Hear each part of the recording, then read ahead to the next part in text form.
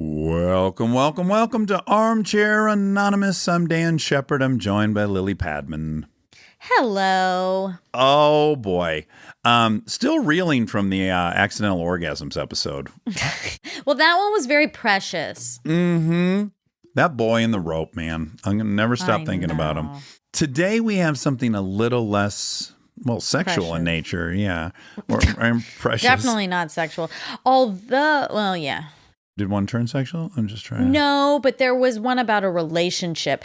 I was really moved by that one when we heard it, and people will hear it. And when I was editing it, I, again, really felt so strongly about that story. And I asked for that person's email, and I'm going to send her an email just reiterating how awesome that is. Mm-hmm. All right, please enjoy times that people stood up to a bully. Hard times come and go.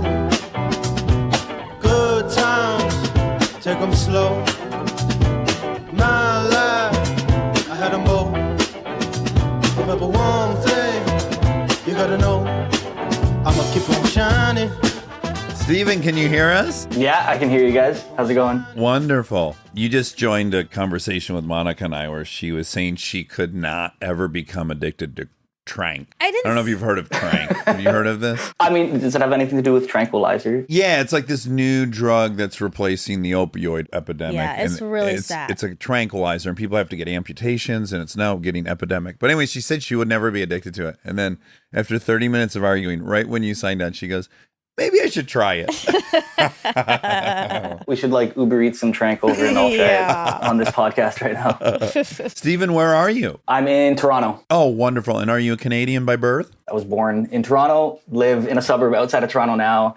The story takes place in a suburb outside Toronto. Yeah. Great. I just want to say for the record, I have a few different friends that are from Ontario. And when I compare their rural childhood to mine, it's pretty damn similar, I got to say. I feel like this is probably going to be different than yours, but might have the same type of vibe. Okay. I think I can relate to the pressures that were surrounding playgrounds in these areas. Yeah, the story definitely takes place on the playground. Yes. Oh, perfect. Oh, well, set the scene for us. It's 2007, I think. I was in 8th grade. So it was a suburb outside Toronto. It wasn't a rough suburb. There wasn't heavy bullying in the school. It wasn't very cliquey. So the story isn't like Buzz from Home Alone bullying kids. Okay.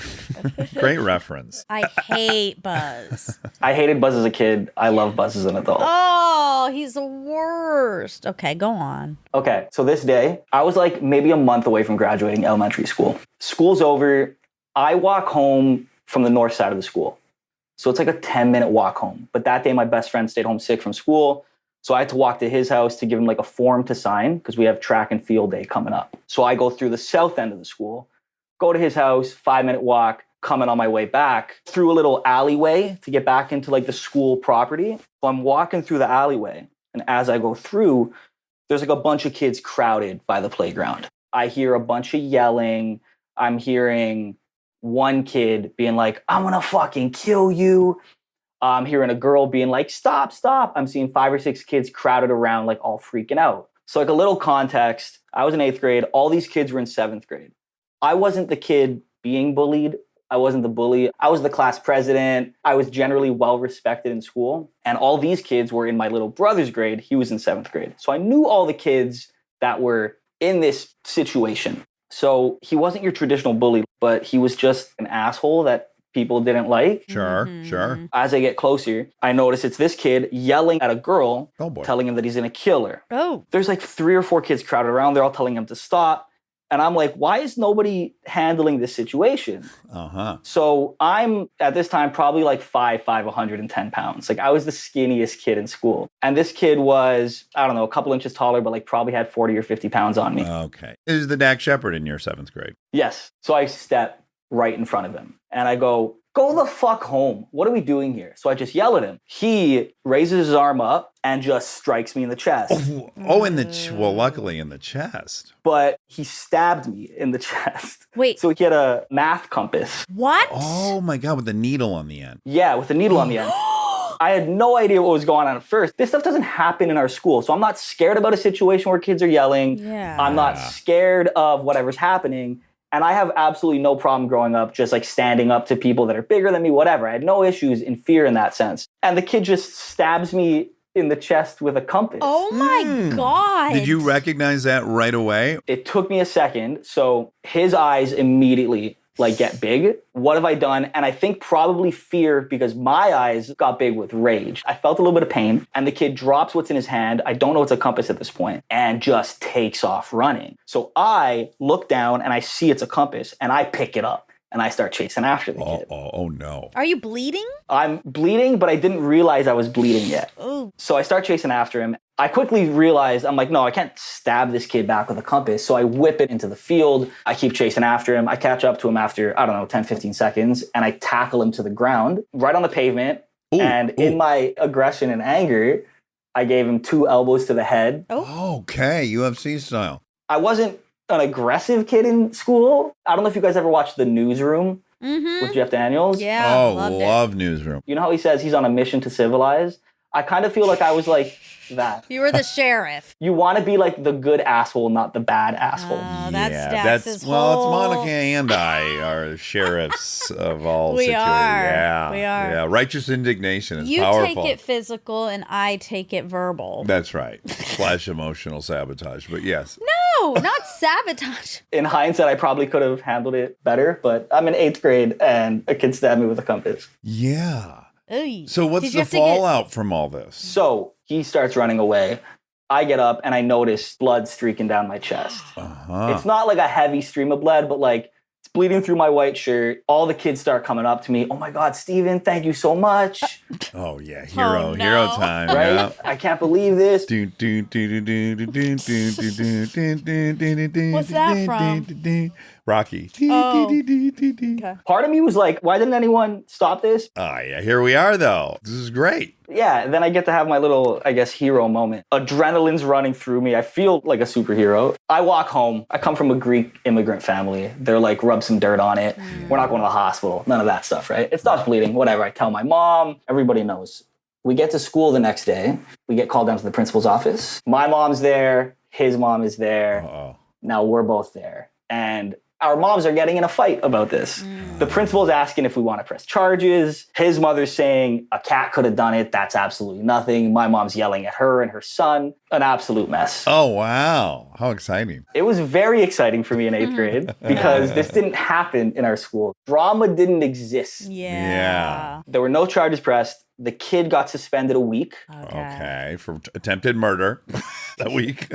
I was told to stay home for a day, and they were going to say it was a suspension to him and his mom, but it wasn't actually a suspension. So it was like a pseudo suspension. Oh. On his record, it wouldn't say that. Oh, right. Yeah, this is part of the hero's welcome. Like the brass is bending rules for you. On the record is funny because when you're in elementary school, you get told if you're suspended, you're never going to get a job anywhere. Yeah, But like, I know. it doesn't really matter. It's on your permanent record. The amount of Yeah. times they use the term permanent record when you're in elementary school. They put me on final notice, and then I exceeded that, like whatever. And then they were like, you're on double final notice. They kept inventing in my junior high. God bless him, I think, because he liked me, Bart Montani. But man, by the time I got to 8th grade, I was on like triple final notice. Man, that's Totally not a invented. thing. Yeah. The irony is that he was then the kid that was bullied because of this incident, which like I feel bad about now. I didn't feel bad about then. Yes, of course not then. My brother was in 7th grade, so all the 7th graders who were friends with me and my brother started bullying this kid a little bit. The 2 incidents I remember was him getting pantsed in school. Oh, no. Oh, boy. Hope he had a big penis because he was so tall. Hope that was a win for him. A bottle of piss was thrown at him. Oh, no. Yeah, welcome to Canada. Yeah, welcome to Canada. This is what I'm talking about. Were bottles of piss getting whipped around in your school? I wouldn't have been involved even if you it wouldn't was. know. It's probably going out right under your could've. nose. Yeah. It was the South. I have a feeling. Oh, man. I feel sad for him. Well, you know what happens when you get older is you realize kids who bully are being probably very severely bullied at home.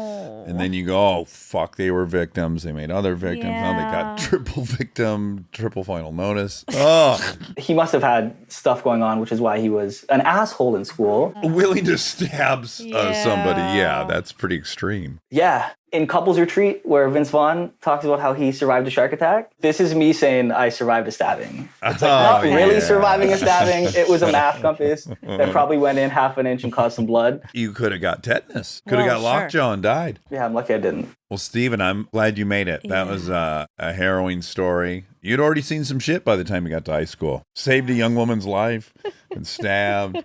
Attack somebody. I felt like Batman. It was great. Well, it's great meeting you, Steven. Thanks for telling us that story. It was great meeting you as well. Bye. All right, here's Ashley. Oh, good. I want to hear a woman stand up to a bully. What if she is talking about getting bullied? I didn't think this one through very much. Why? These could all be heartbreaking. Oh, they will be. Yeah. But some of But them. that one was kind of good, but it wasn't because it was also sad. What else? Hello. Hello. Hi, Ashley, where are you? I'm in Bellingham, Washington. Oh, Great. sure. Is it gray and gloomy there as well? It's a little known secret, but it's actually really beautiful in Bellingham. It's in a little bit of a rain shadow.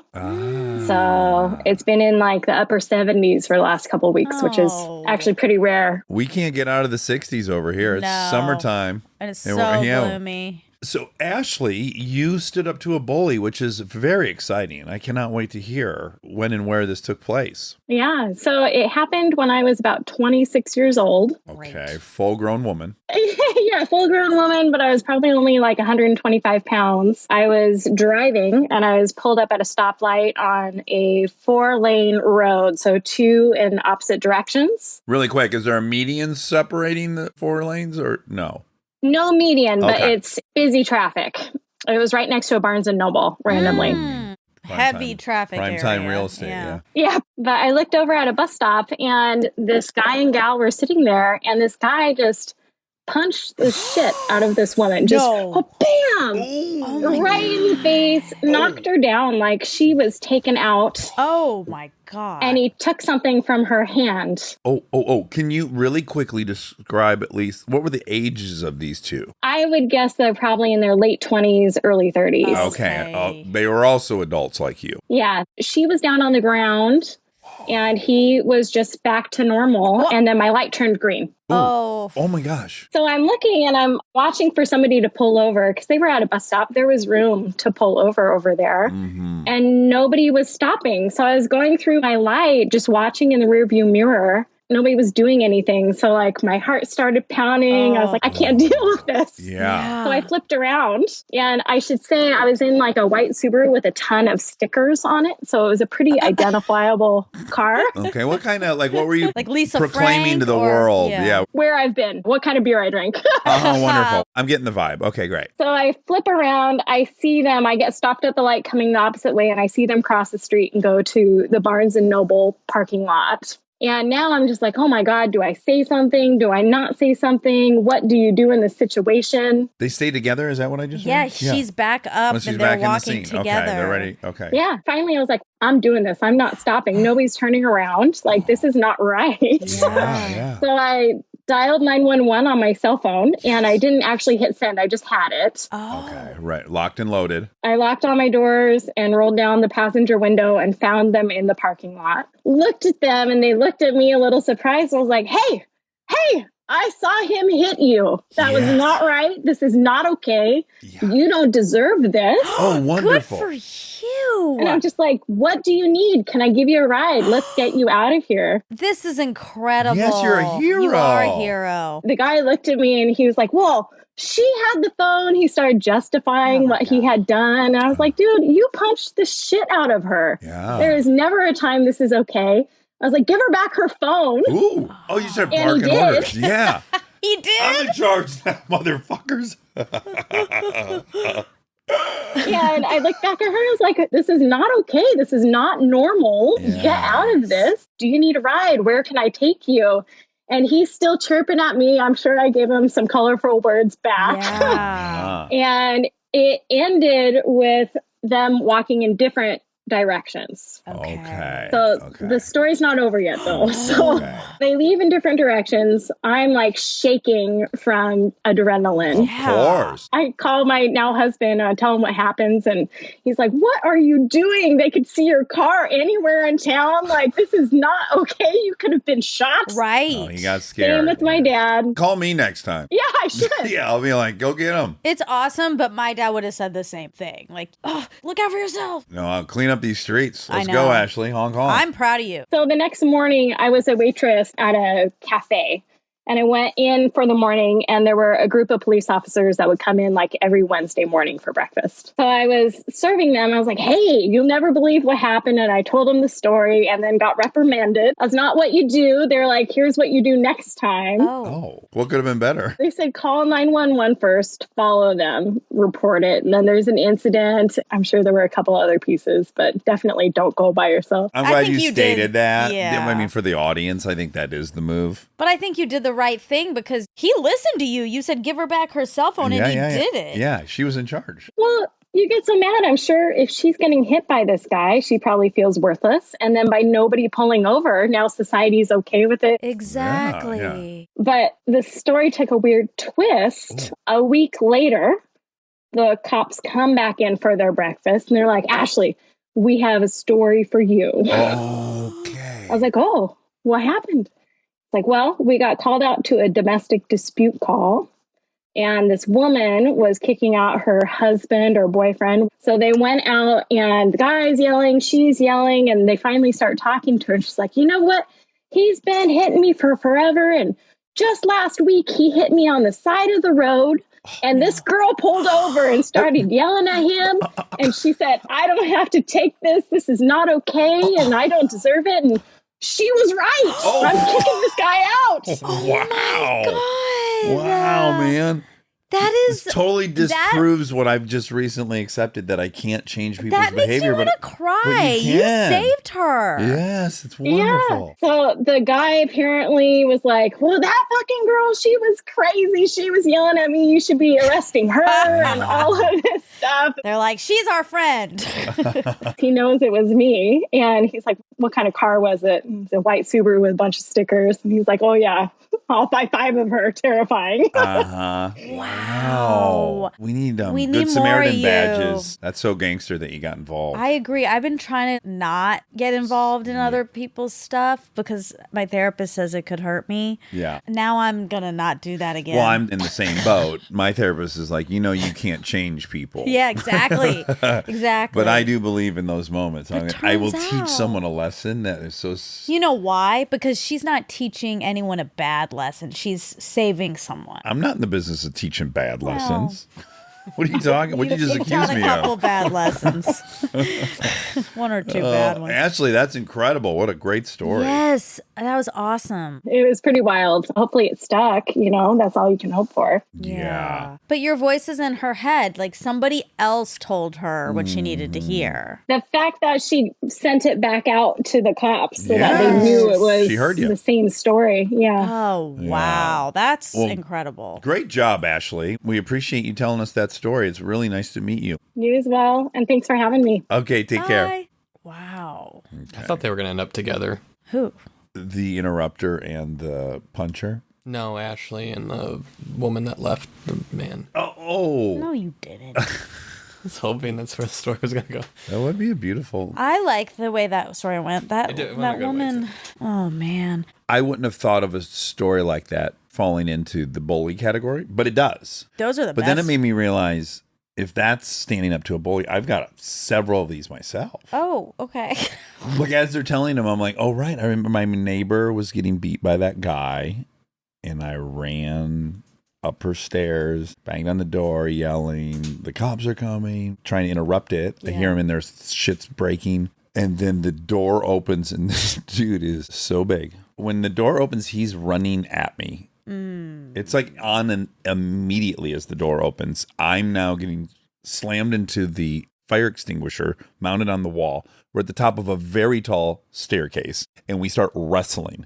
And the whole time I'm thinking, we're falling down these stairs. Someone's about to get paralyzed. Yeah. I had him in a headlock for 1 minute, and then something twisted around. I ended up just basically falling down the stairs a little bit, but caught myself. So I was like 8 stairs below him, and he's looking at me, and then the door slammed and locked. So she was locked. So then I started backing out of the thing. By the time I got to my stairwell, Bree's standing there. She's on 911. The cops are on their way. And then he turns and comes at our stairwell, and I just step up 2 steps.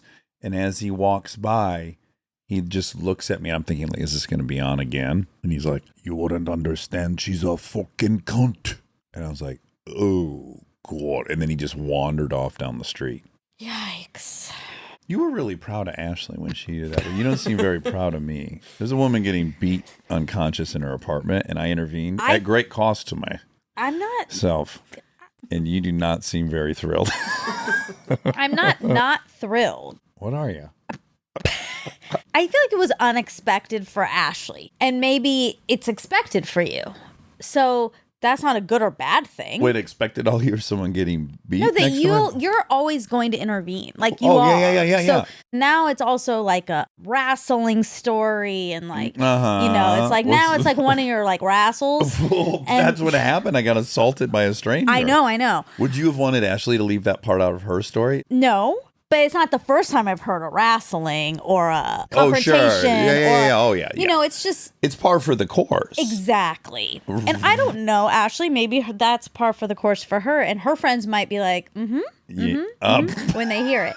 If you heard, I went shopping and I bought some pants from the row. Yeah, sure. How exciting is that for you? Well, was a woman trapped inside the pants that you bought? Did you liberate her? No, but you're always to the defense. You know, it's always It's a damsel in distress. Yeah. It's a fable. It's a fable. It's a riddle. I've also been on the business end of your coming to someone else's defense. So sure. I know what that also feels Let's just like. be very clear that I've never gotten physical with you. I don't want the audience to think that you have never hit me with your hands or your body, but with your words you have. And, you know, I guess I can just sympathize with the person on the receiving end. Yeah. But I'm glad you saved that lady. Okay, I want to be clear about that. Good.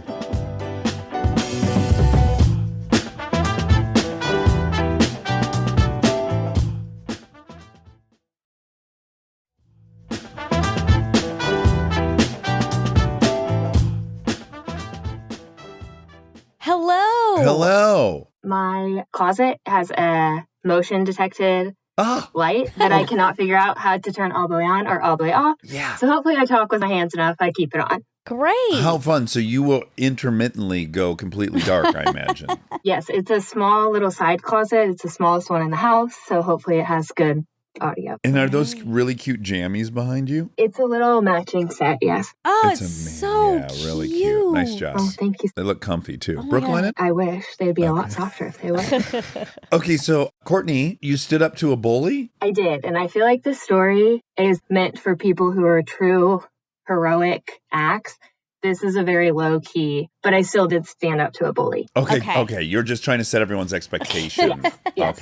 Okay, that's fair. So I am a very proud alumni of Oklahoma State University. What's your team? The Cowboys, black and orange. Okay, Right. You love your school, your alma mater. Similar to, I think, how Monica feels about Georgia. Absolutely. My grandfather went there, my mom went there, tons of family went there. So we bleed orange is what they say. I recently moved back to an area where I can go to more games and went to our first game, and we were playing Arizona State, which is where I'm from, and a lot of my family went there. And so my brother and sister-in-law flew in for the game, and we all got an Airbnb, and we're very excited for this game. House divided. Those are the best ones. Yes. And so Stillwater, Oklahoma, which is where the college is located, we are known for being very kind and friendly fans because we lose a lot. So we're very humble. Okay. We can't get cocky because as soon as we do, we lose it all. Wow, I can't relate, unfortunately. No, I'm you just cannot. I'm kidding. I'm kidding. No, you cannot.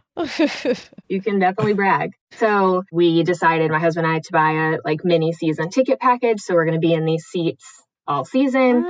Okay. That's foreshadowing right there. It is a little bit, yes. Yeah. Ooh. And so, we get ready. Of course, we do a little tailgating. It's not SEC level tailgating. We are just in the Big 12. So it's not crazy. It is not like a wild time. That's good. She needed to clarify that because I have an image. The shit you guys know are, here we go. This is the car thing. Oh. All this old college thing, conferences, 12, 10. You have to come because it's so fun. Have you been to a SEC tailgate? I have not. Oh. But I know that we don't do it as good. I'm sure it's great. There's that. You seem nicer than us, so at least you got that going for you. It's the Southern nice, but yes. It's a very welcoming stadium. I have heard other fans get in trouble before for saying something a little too mean to an opposing fan. We don't do that here. Sure. Yeah. We like people to come back. So we have, really not tailgated a ton. I have just enough liquid courage for what I do, but definitely nothing crazy. I also am a very non-confrontational person in my life. So anyway, we go to this game. We're really excited. My brother and sister-in-law, who are in the opposing team colors, are in a different section. Just because, again, we bought these season tickets. We couldn't get them right next to us. So it's myself, my aunt, a cousin of mine, and my husband all in a row. First quarter starts. Everything's exciting. We at least do beat Arizona State because Big 12 is better than Pac-12. So the first quarter ends, and we are going to use the bathrooms, get more drinks. So we all stand, and our seats are really right in the middle of this section. And it's all bleachers. It's not like seats where the seat comes up, nothing like that. And again, we've waited until gameplay has paused. So we're walking, and as you do when you're in the middle, you kind of work your way this way if there's free space, then you go back the other. You use your way so you can bother the least amount of people on your way out. And I'm the first one of our small little group. And I get to the very last lady, and I said, "Oh, excuse me." And she said, "No." What? And I said, "Oh, no, we're not standing in front of you. I just wanted to work our way around." And she said, "No, you are not sitting in these seats right next to us. You can go back the way you came and walk around." What? And I was so appalled, one, that I was being told no in this situation, and then two, that she thought she could, as an aisle sitter, tell people they couldn't pass her. Right. Yeah, that's her. She has mineral rights. Right. That's part of the rule. If you book an aisle seat, you will be asked. Yes. Your ass is up and down the Exactly. most, descending as you get closer to the middle. Thank you. Yes. So I, again, very taken aback by this attitude, was like, "I'm sorry, are you asking us to walk all the way back through because we weren't sitting directly next to you?" And she said, "Yeah." Oh my How God. old was she? Probably late 40s, early 50s. Was she by herself? She was not. Her name was probably Karen. And I had just passed her husband to speak to her. Oh my God, the husband. I know. me too. I know several of these husbands. Me too. They're just sitting there. Their wife's No getting eye them in a contact. fight. Yes. Exactly. And so there's a girl behind me who's probably either in college still or just out of college. And she says she is not going to let you pass. She's been a bitch to everyone all day. So she has now spoken over to Karen. Yeah, she's entered the fray. Yes. You got support. But also just turn around. It's easier. Get over it. So she tells me she's a bitch. You're not going to get through. Just turn around. Enjoy your day. But I take that as a challenge. I'm like, we don't do this here. We are nice fans. Yeah. And so I say to her, "I'm really disappointed that you would act like that." And I said, "I'm here with my family. The first game I've been back to in a very long time. My husband and I bought season tickets this season.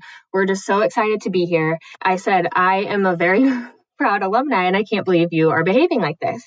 And really nothing.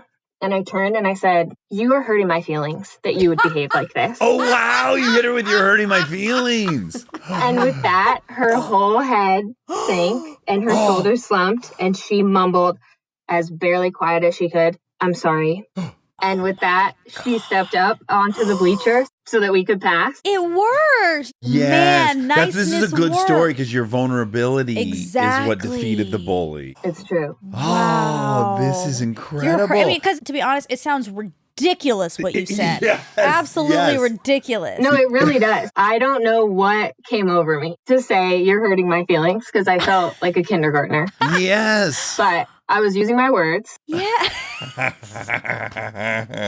And then all my adrenaline was rushing. Like, this lady, she's done this to people all day. Like, what a terrible person. What a terrible representation of our school. We do not act like that. Yes. And yes. so I took my one step out of the aisle. And just before I whipped my head back and said, "Don't worry, we will not be coming back this way." Good. That's where you let her have it. Which most people have told me I should have said, "I will be coming back this way all season," just to make sure you remember me. See you soon. Yeah. So did you see her multiple times during the season? We didn't. So she must not be a season ticket holder. Yeah. If she was, she would have known. She would have had better etiquette. I agree. She probably is not an alumni. She probably didn't even go there. She's probably a Sun Devil. Definitely a Sun Devil, yeah. Is that the name of the Arizona State? Yeah, that was very good. That was okay. good. Good. I only know that because of Sun Devil Stadium. And I only know Sun Devil Stadium because across the street from Sun Devil Stadium in the 80s was Flaky Jake's, the original Fuddruckers, and we would go there.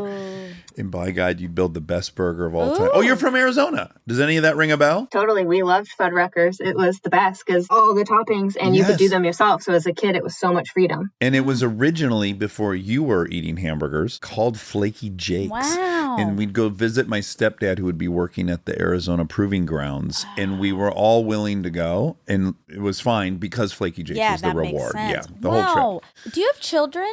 I don't. Well, if you want them and can have them, I think you're going to be a great mom. Don't you think? The way she handled all that? Yes. So it was very maternal. That's very kind. I do hope to have them eventually. Great story, Courtney. We really appreciate it. What a delight you are as well. Yeah, how great. Very nice to meet you. Thank you guys so much. I'm sweating. I've been nervous and so excited to talk to you guys. Everyone in my life knows I'm a huge fan, and they've all been hyping me up all week. Oh my God, that's so sweet. So sweet. Don't mean to be one of those people to word vomit all of my feelings. Do it. Vomit. I absolutely love every episode. Thank you for being vulnerable and giving so many different points of view. It is absolutely what we need more of, and I wish that everyone in the world listened. Oh, it's so People nice. can argue and still love each other and find some common something. Thank That you. just bought me another couple of years. That single compliment right there. Oh, you were going to give up. Why are you going to make everything negative? Jesus. All right. Well, thank you. Thank you so much. That was lovely. I really appreciate it. Thank you guys so much. Have a great rest of your day. All right, you too. Bye. Take care. Bye. She wishes everyone in the world listened. Super, super sweet. Do you think the world would be better if everyone in the world listened? I don't think so. Do you? No. I think it would be the same, right? I don't know. Depends on the person, I guess. If bad people listened and got better. I guess. But do people change when they hear? Bad people could listen and get worse. Do people change by listening to things? Maybe they do. Have you been changed by Andy and Elizabeth? Yeah, I definitely have. I've been changed by, changed or just maybe bolstered by like Radiolab's Blame. Yeah. Because if you just know that ultimate forgiveness, if you observe that story, for me, I can actually recognize, oh, that's the bravest thing in the world. Totally. But I almost got to hear the story to recognize that. Yeah, I think that's changing. Yeah, like, oh, no, the toughest person in the world is the person that could show love to somebody in prison who caused so much pain in their life. I mean, that's crazy. Yeah. Hello. Hello. Oh, you sound great. Thank you. It's my natural voice. But your audio, it's picking up very nicely. Good to know, and nice to meet y'all. I'm Dax. Ho? Am I saying that correctly? Exactly correct. Yeah, like that hoe over there. How many times do you have to say that to people? Anytime I go to a restaurant, I have a difficult time. They just roll their eyes. Okay, good one. Where are you at in the country? So actually, I'm in Korea right now, but I'm based in Pasadena. I was born in Guam, which is a Pacific island, right by Korea, kind of. And I grew up with people that look like me, who smell like me. And in middle school, my dad had to move around for work. So he said, hey, go live with your aunt and uncle in Minnesota. So I went from a hot tropical island to a freezing tundra in Minnesota in December. Oh, boy. At what age? I was 12, 13 at the time. Oh, seventh grade. Exactly. That's when the identity crisis was real and everyone looked like me and Monica. And I went to a place that everyone looked like you, actually. Sure. Yeah, a lot of Scandinavians. Exactly. All like 2 feet taller than me and all that kind of stuff. So I went there in middle school and I thought I spoke English, but I had like a Pacific Islander accent and I started to get real self-conscious. And that's when the bullying started. I wanted to be a skater, but I was terrible at it. So they called me posers. Oh, no. I hate this story. By the way, us skateboarders are supposed to accept everybody. That's why you get a skateboard. That's what I thought too, but I was terrible at it. Another thing that really got me was I guess I smelled. We obviously cook Korean food in the house, kimchi, garlic, all of that. So kids would make fun of me, my accent and all that. So I got real self-conscious. It was just endless. I think in middle school, it's really easy to do that. Yeah. I was one of 2 colored kids in that middle school as well. So my aunt who I was living with got relocated to Denver. So I was living in Colorado for a bit and it was my time to shine, right?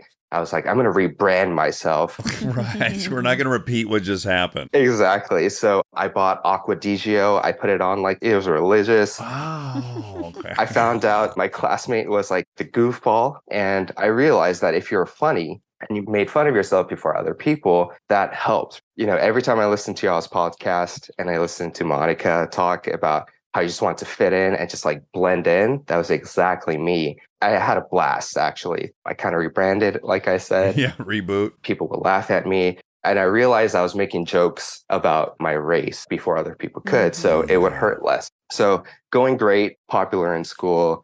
And then in 2007, the Virginia Tech shooting happened. And the morning I heard the news, that trauma of being picked on kind of kicked in. So I went to school really nervous, but it was fine. No one said a word. And I was just in class and I was relaxing. And there's always one kid in one of my classes, we'll call him Zach. He would always say something. And he wasn't one of my closest friends. So his jokes would hurt a little bit more, but I let it slide. I was one of the cool guys, right? It was not a big deal. But that day, he started to make comments. He said, hey, don't we have to check his backpack? Oh, God. We need to do a search on him and things like that. And at first, I laughed it off. Wasn't a big deal, but class is 45 minutes and you can only take the jokes for so long. Yeah. I was a sensitive kid, lover, not a fighter. And I started to feel like all the emotions of everything come up. The rebrand didn't work. Like I'm failing. Oh, God. I started to tear up and I could feel myself wanting to cry, and I'm a senior in high school. So I don't know what came over me. After 30 minutes of the jokes, it was either I cry or I fight. And I've never fought before in my life, right? So I just stood up, I turned around, and I punched him square in the face. Oh, wow. Wow. Wow. First act of aggression and you went all the way. Exactly. I just went for it. And because I've never fought before and I'm just, a chill dude, the class went silent. Yeah, I bet. I had no idea what to do. The teacher just kind of stared at us and I just sat down and he didn't fight back. I think he knew he crossed the line. Yes. I still remember this teacher so well. He did the greatest thing I could imagine and acted like nothing happened. Wow. Went on teaching. Good. He heard the jokes. Yeah. He's like, oh, justice just got served. Exactly. And violence, of course, never cool, but sometimes an option. It's not a great option, but if it prevents your suffering permanently, to me, that's worth it. Yeah, agreed. It worked out for me. My mom always said, because I was a softie, so she always taught me, stick up for yourself. And if you get in trouble, I'll deal with it. And I have your back. That's the proverbial amazing. bully story, though, that, of course, after all of his taunting, once he got put in his place, he immediately caved. Good for you. Thank you. Yeah, we talked after class. He apologized. Oh my God, really? Wow. Yeah, and he was real cool afterwards. Still had to deal with comments here and there. But word must have got out that you had belted him in class, right? The whole school had to have known the next day. Yeah, 2007, we still had cell phones at that time. So people were texting. They're like, Ho went off in science today. Exactly. It was one punch and it was probably real soft, but the rumor spread. Really beat Zach up, all that kind of stuff. Sure. Oh my God, that's great. Oh, wow. Oh, it's good when they can turn. That was so heartbreaking. And I then it know. doesn't erase anything. I guess that's the thing that is worth observing. Is like, it feels like it takes away all that, but it's still there. Yeah, for sure. Yeah. It's like you have a fantasy Definitely. that you could erase everything. But maybe it prevented him from doing more. Oh, of harm, course. which That is wasn't going to stop, and right? rethinking maybe in his life anything like that. Obviously, I won't punch someone unless it got to that point again, but it did help me learn to deal with those kinds of comments that are inevitable. They're going to come every once in a while. And, just having to deal with it and standing up for myself was pretty solid. Yeah. Now, look, I don't want it to sound like I'm making a case for the bully, but I will say, I bet part of the stun might have been, I don't know, best case scenario. In his mind, he wasn't hurting you that bad. Like, he doesn't think he's evil. He thinks this is funny. And then when he sees the level of anger and hurt he could be startled by that aspect as well. Maybe. Like, it could be hitting him all at once, like, oh, fuck, he didn't like that. For sure. I definitely enabled a lot of the bullying because I was the one cracking jokes. Right. I was the one doing that. And he wasn't a close friend, but he would observe that. And they called me the cool Asian or whatever. I was definitely a part of the problem. And I realized that could not work in my benefit. Yeah, it was a learning experience. What a ride, man, to fucking go from Guam to Minnesota to Colorado. Yeah, I went to school in shorts. It was December. Oh, God. And it was just severely decimated, yeah, Guam, by a tropical storm? Yeah, the reason I'm here in Korea, I was in Guam visiting family last week. Through the super typhoon, still no power, no electricity. We're like, let's get out of here for a time being. Wow. Oof. Well, I'm glad you weren't there. Yeah, same. Well, that is a life-affirming story. Yeah. That's like right out of yeah. Lassie or something. It's pure. It is very Right? pure. I definitely don't tell this story a lot, but yeah, Monica, you inspire people. It's cool seeing all the representation. Thanks. Oh, it's so Yeah. nice to meet you. Very nice Thanks to for meet telling us that story. Of course, likewise. It's nice meeting y'all. All right, take Bye. care. Bye. You were a little worried they were going to be sad, And which they were, but one also, was, but they were then- also okay. Yeah, worth feeling the sadness over that. I think people can listen to this one. Yeah, interestingly, right? Because we've had some innocuous ones that should not be listened to. And then bullying, you would think you'd need a lot of warnings. I but guess the stabbing one if felt you've a been little stabbed, yeah, maybe we'll scary. say if you've been stabbed, this might be a hard episode for you. Triggering, Also, if you've been stabbed with a compass. specifically, yeah. Because if I got stabbed with a knife and then I hear a story of someone got stabbed, I'd be like, Honestly, I'd be motherfucker, like, you don't that's have not to, stabbed. You don't have to warn me about that. That's not the shit I went through. Yeah. And we don't want to really cause a rift between people who've been stabbed by knives and stabbed by Versus compasses. Protractors. Yeah. Yeah. All right. Well, I enjoyed that Me immensely. too. That was Yeah. that was nice. That was good. That was nice. All right. Good That was night. nice. Do you want to sing a tune or something? We don't have a theme song. Oh. Okay, great. We don't have a theme song for this new show, so here I go. We're gonna ask some random questions, and with the help of Armcherries, we'll get some suggestions. On the fly rhyme dish, Enjoy.